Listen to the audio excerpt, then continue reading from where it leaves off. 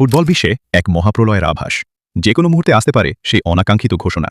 সান্তোসের সাথে চুক্তি থাকা সত্ত্বেও সব ধরনের ফুটবলকে বিদায় জানাতে পারেন নেইমার জুনিয়র। ফুটবল জাদুকরের ঘনিষ্ঠ মহলের বরাত দিয়ে এমনই এক বিস্ফোরক তথ্য সামনে এনেছে বিশ্ব গণমাধ্যম।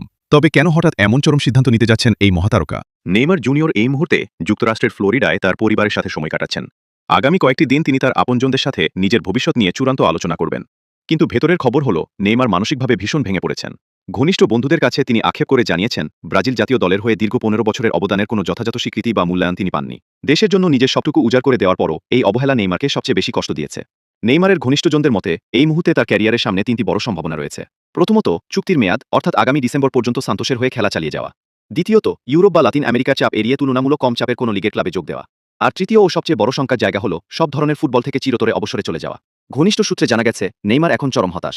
পুরোপুরি ফিট থাকা সত্ত্বেও তাকে বিশ্বকাপে খেলানো হয়নি, যা তার মনকে বিষিয়ে তুলেছে। প্রফেশনালিজমের খাতিরে নেইমার নিজে মুখে কিছু না বললেও তার কাছের মানুষেরা বলছেন ভেতরের ক্ষতটা অনেক গভীর। আর এই মানসিক যন্ত্রণার কারণেই ফুটবলকে বিদায় জানানোর কথা গুরুত্ব দিয়ে ভাবছেন তিনি। আগামী কয়েকদিনের মধ্যেই হয়তো মিলবে এর চূড়ান্ত উত্তর। ফুটবল বিধাতা কি সত্যি নেইমারের ক্যারিয়ারের শেষটা এতটা ট্র্যাজিক করে রাখলেন? আসলে কি আমরা আর কোনোদিন মাঠে দেখতে পাবো না আমাদের প্রিয় নেইমারকে?